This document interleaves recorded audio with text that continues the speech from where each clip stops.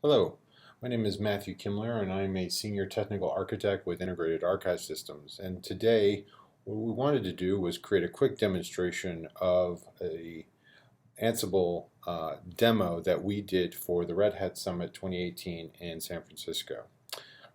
This demonstration would go through just basic Ansible commands that we would to deploy some EC2 instances in AWS, as well as tie in a little bit to our NetApp's cloud manager system and the ability to use a NetApp ONTAP environment in AWS and use Ansible to execute commands against that, and sort of wrap the whole thing up as sort of a demonstration as to what you could do using Ansible to automate the deployment of EC2 instances, tie them into an NFS volume that's hosted on ONTAP in the cloud, and then demonstrate showing how a SnapMirror relationship could take your on-premise data and put it into the cloud.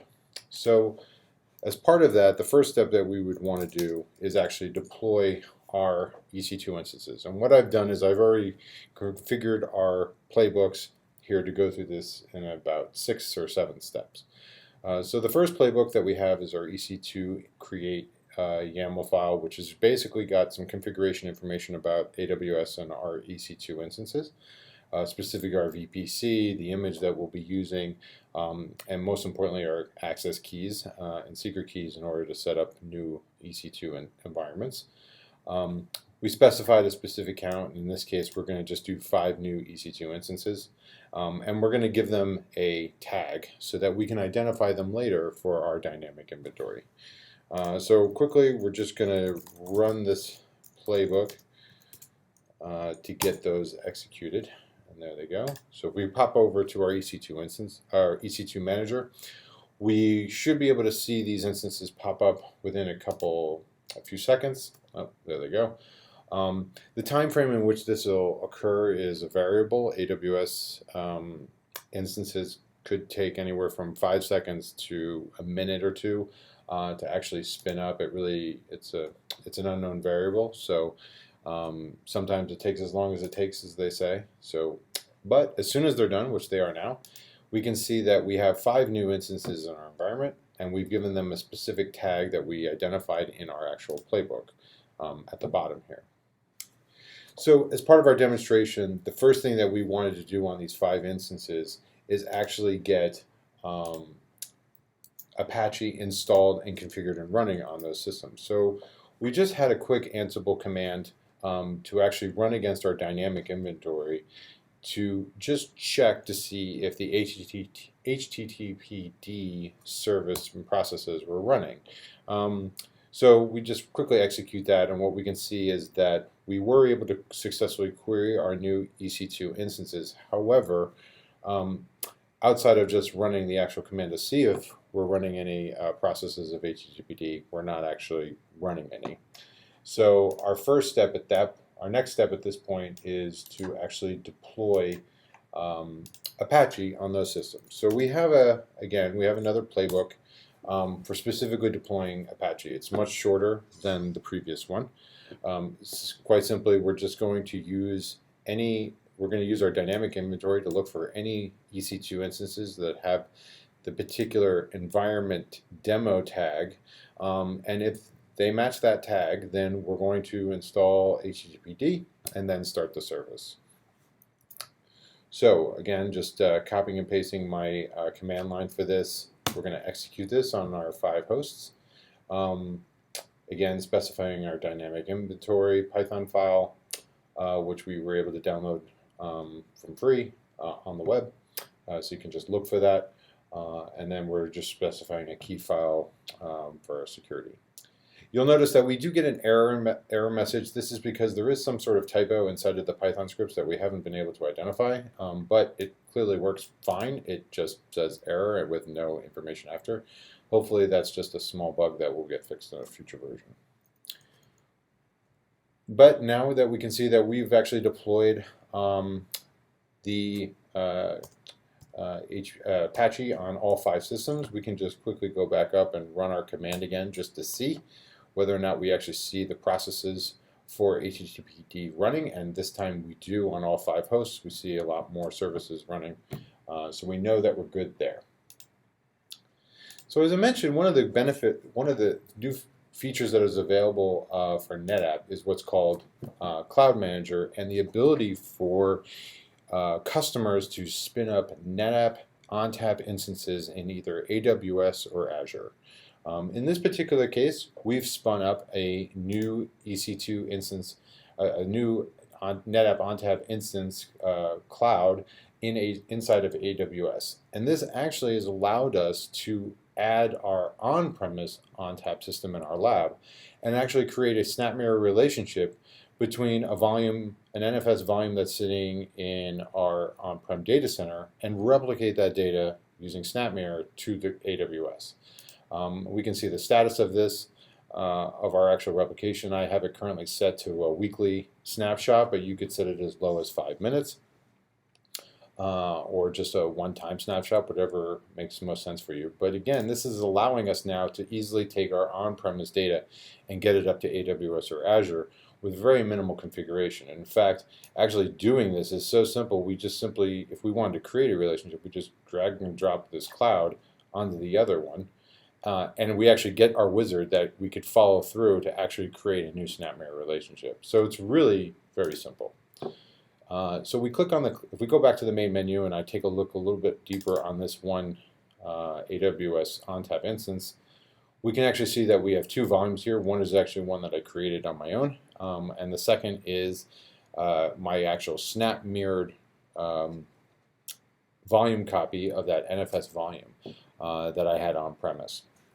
Now inside of this volume, I actually just had a few images, and so as part of our demonstration, we just wanted to show what would happen if we could take those images and be able to mount them on these 5 hosts and then configure Apache to allow them to be a browsable directory, and then we can actually show those images. So as part of that next step, let's just make sure that we can actually communicate to our NetApp Cloud instance. So let me just clear the screen here and then take a look at our next Ansible playbook.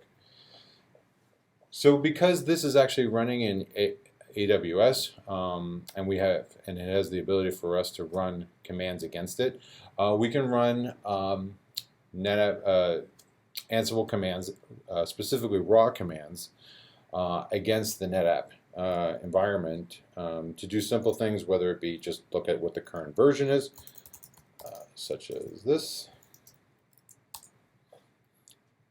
or do more complicated things, such as actually cloning this actual volume so that we can use it as a mount on our 5 EC2 instances.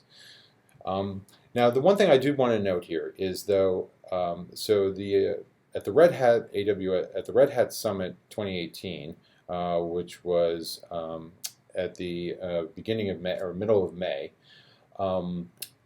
the NetApp announced at that show that they had come up with 33 new modules for Ansible. So despite the fact, even though I'm using raw commands for running these in Ansible, you can now use, for a lot of these commands, you can actually use modules instead. So you don't have to run the raw commands. You can actually do a full functioning module to do a lot of this stuff.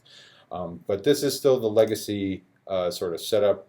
Like I said, we're just going to do a quick clone of our actual volume that we have, our copy.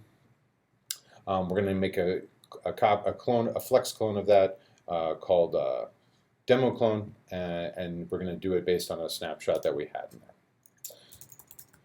So let's just run this, and we'll do number 4.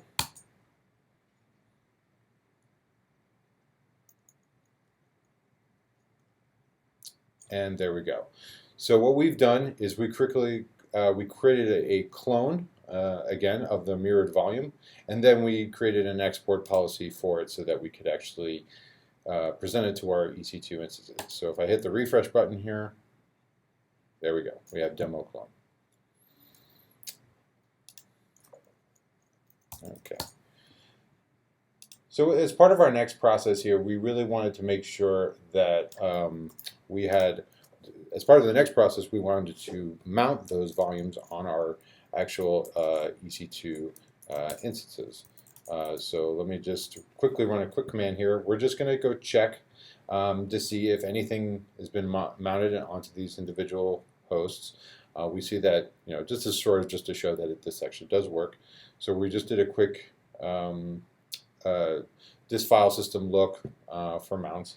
And now what we're going to do is we're going to run another command to actually mount that clone as an NFS volume. So let's just show you the playbook really quickly. We just called it mount NFS. Again, we're using our dynamic inventory to look for the specific tag. We're going to check to make sure that NFS client tools are installed so that we can actually mount NFS volumes. And check that the directory exists. We're also going to make sure that the security is set appropriately for that volume, and then we're going to mount our new volume as demo clone with our IP address of our NetApp export. So let's just run this guy. And this takes a little bit longer again because we're actually looking for, we actually have to do the installation of the client tools. Oh, and there it goes. And so now if we actually run our command again to check it, we should now see that each of the hosts is running the demo clone NFS volume mounted on a mount called RHS. Okay. So at this point, if we go back to our EC2 instances and we look at actually one of these IP addresses, we go up here, and we take a look, we can see that Red Hat is actually running on that particular host. But if I actually tried to browse to this this folder, I get, the image is not found. And that's because as part of the security features inside of Red Hat, and Linux, we just need to allow Apache to browse this, and we also need to create an alias to allow that. So if I actually quickly look at what we're doing here, we had made a modified HTTP conf file inside of the images folder, inside the our demo clone volume, the mirror that we actually made, that actually has some minor configuration changes to the HTTP conf file to say, hey, we can do, we have this alias directory in the RHS folder, make that available, as well as set a security permission for Apache to allow it to use an NFS volume as a source. And then lastly, just to make sure that the configuration is set, we're going to restart the HTTPD service.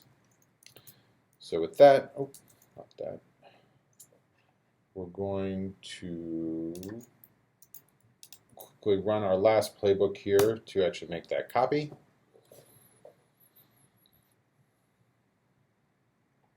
And once complete, it's going to start the service.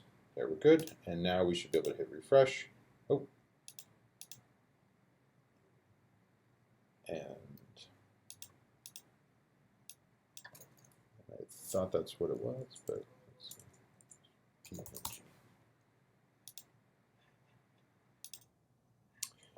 oh, and then I realized the issue that I had was I'm actually typing in the wrong directory here. So not RHS, but NFS.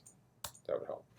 Okay, so that's pretty much the basics of the demonstration. So what we've shown is that we can run, we can have our on-premise data running on a NetApp ONTAP system, replicate that data to an AWS version of ONTAP so that we can either burst into the cloud, or we can scale the cloud, or just do test and dev in the cloud. So we can take our on-premise data, replicate that up, do work on it through that using the NetApp Cloud Manager quite easily.